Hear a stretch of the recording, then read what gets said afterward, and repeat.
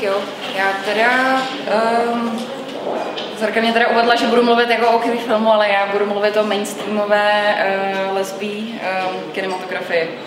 A v podstatě, když jsme se bavili o tom, co by bylo zajímavé tady představit, tak čím já jsem se tady zabývala, ještě když jsem byla v Limeriku, tak já jsem psala diplomku na právě anglosaskou lesbickou kinematografii posledních, dalo by se říct, 0. let, že jo, od roku 2000 do současnosti. A právě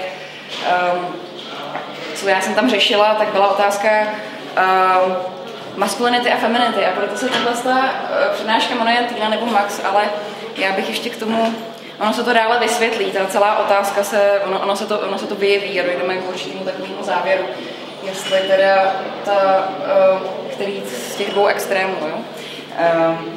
Takže ten důvod, proč já se zaměřuju na ten anglosaský okruh, je ten, že vlastně podle statistik asi tak 75% filmové produkce, které my konzumujeme, vlastně pochází z toho angloamerického okruhu. Takže vlastně dostáváme jako evidentní tady tu americkou a britskou masáž. A zaměřuji se tady na lesbickou kinematografii. A ten lesbický film, to je vlastně takový termín, který se razí pro filmy, co se začaly točit zhruba v 70. letech. A kdy teda od počátku 90. let se ten lesbický film začlenil pod takzvaný zastřešující termín New Queer Cinema, což jako je tady nová queer kinematografie, která si ale ten lesbý film jsem způsobem tak trošku přivlastnila. No a vlastně už tak dalo by se říct tak od druhé poloviny, nebo od poloviny 90. let opravdu můžeme mluvit o boomu filmů s lesbickou tématikou. A dá se mluvit o tom, že opravdu od té poloviny 90. let lesby opravdu dostaly na plátně prostor a dostalo se jim teda určitého zviditelnění. No a mě by právě tu otázku, jako já se pokládám, je ta, jaká je tady tahle viditelnost, jaká je ta vizibilita, která se teda těm lesbám dostává. Já bych ještě vlastně to, ráda bych teď vám představím takový průřez, jak byly teda lesby zobrazovány v historii filmové. Dá se říci, že první film jako s lesbickou zápletkou jsem byla natočen už v roce 1931, ten asi jste slyšeli, Dívky v uniformě, německý film Uniform. Obecně by se dalo říci, že byl právě německý film, že právě ta evropská kinematografie vždycky měla trošku komplexnější přístup k té sexualitě než ta americká, ale mě tady dneska jde právě o tu americkou, protože to je to, čím nás převážně kino živí. A v Americe, kdy tady, ano, tady jsem byla teda v tom roce 31, co se natočilo tohle, co bylo v Německu, ale v Americe v té době existoval takzvaný production code, což by se dalo přeložit něco jako zásady produkce, výroby tady těch hollywoodských filmů. A vlastně ten kód, nebo ty zásady, zakazovaly explicitní zobrazení sexuální perverze. Později na začátku 60. let oni teda to změnili tak, že homosexualita může být zobrazována. Ale takzvaně s opatrností, diskrétností a zdrženlivostí. A později vlastně byl ten kód nahrazen takzvaným známkováním. To asi znáte, když se podíváte na IMDb, že jo, tak tam jsou ty RK a podobné značky, tak vlastně oni zavedli pro filmy s jakoukoliv queer nebo řekněme tak gay, lesbickou tématikou, oni zavedli tu známku X. A to znamenalo, že vlastně kdokoliv pod 17 let na ten film prostě nesmí. A oni to teď to změnili nějak na NC-17, jako NC-17 je to pořád to samé, ta značka se změnila. Nicméně zajímavé na tom je, že také existuje značka R a ta se uděluje filmům, které zobrazují explicitní nahotu, násilí a explicitní nahotu a násilí a sex.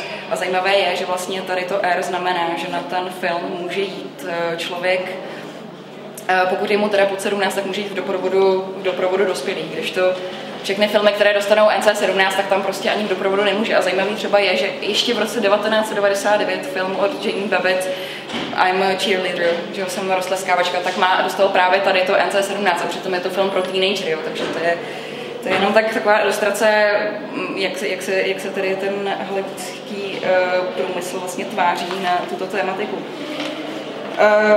Historicky, tradičně byly lesby, teď tady budu citovat, já to mám tak volně přeloženo od jedné lesbické filmové teoretičky Hollinger, byly tradičně zobrazovány jako ubohé, depresivní a s deviantním chováním, které vlastně bylo důsledkem buď jejich vrozené deformity, nedokončeného psychického vývoje anebo patologické genderové inverze. A Morey, další človíček, který sestavil encyklopedii gay a lesbického filmu, tak ve svém úvodu píše, že když už se teda lesby dostaly na plátno a většinou ty filmy točili heterosexuální muži, kteří do nich pak promítali vlastně tu svoji přirozenou nedůvěru teda k lesbám, protože lesby je ohrožují a současně do toho promítali ten svůj voyeurismus, tak potom vlastně jsme vídali často lesbu jako tu svůdnou upírku nebo smyslnou predátorku, která byla vlastně ta svůdnice těch mladých a nevinných dívek, a nebo naopak frustrovanou lesbu, která prostě chtěla být ten chlap a ty chlapy vůbec jako nesnášela. A nebo to byla nějaká starší dekadentní žena na lovu, a nebo sadistická chlípná dozorkyně z vězení, nějaká nacistka, špionka. A pokud už náhodou měl tedy filmař citlivou náladu, tak pak jednoduše byla lesba prostě jenom nešťastná a nenaplněná žena. Takže asi tak. Takže to tak historii. A v 70. letech tedy se zrodila a začaly se točit lesbí filmy, které bylo to ještě v takovém undergroundu, ale v 80. letech už to vlastně vrcholí s rodem takzvaného mainstreamového fem filmu.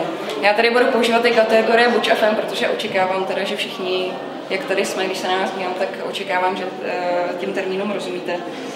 A k tomuto novému žánru tehdy patřily filmy, které z toho počátku 80. let, jako byly Personal Best, Antonu, Liana nebo Desert Hearts.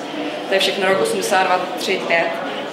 A tyto filmy tehdy byly v souladu s lesbickou feministickou, s tehdejší soudobou lesbickou feministickou politikou, kde vlastně ty lesbické feministky tehdy tvrdily, no jako to celý ten systém buď a fem, to už je vlastně přežitek, vy jenom tady imitujete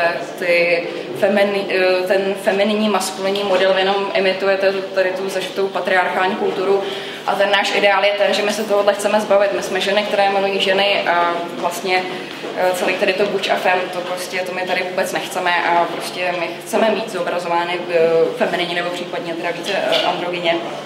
Takže jim vlastně tehdy šlo o popření toho, čemu Judith Jack Halberstam, co tady byla na Mezipatrech, jak napsala tu knihu Ženská maskulinita, tak ona tomu říká mythic mannish lesbian, čili by se dalo říct jako tady ta mytická lesba, mužatka. Tak vlastně tehdy jim šlo o popření tohoto stereotypu a na jednu stranu ten argument jako byl relevantní, ale na druhou stranu by se zase dalo říci, že vlastně oni tím, jak předvedli, protože tehdy ještě pořád to bylo dost nevinný, ještě oni tam tolik té sexuality na plátno nedostali, takže nebylo tolik otevřeně nahé obrázky, to ještě prostě tehdy úplně nešlo protlačit, tak by se dalo říct, že co jim se podařilo udělat v podstatě v těchto filmech takové rovnítko mezi těmi přátelství mezi ženami a lesbickou sexualitou. Takže v podstatě to vypadalo, jak když ty lesby v podstatě došlo k takové desexualizaci, dalo by se říct těch leseb. No a abych se teda přesunula do 90. let a do současnosti, tak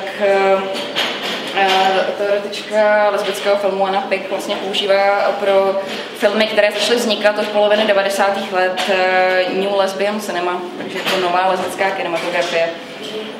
Tahle vlna lesbých filmů byla odstartována filmem Go Facial, kterou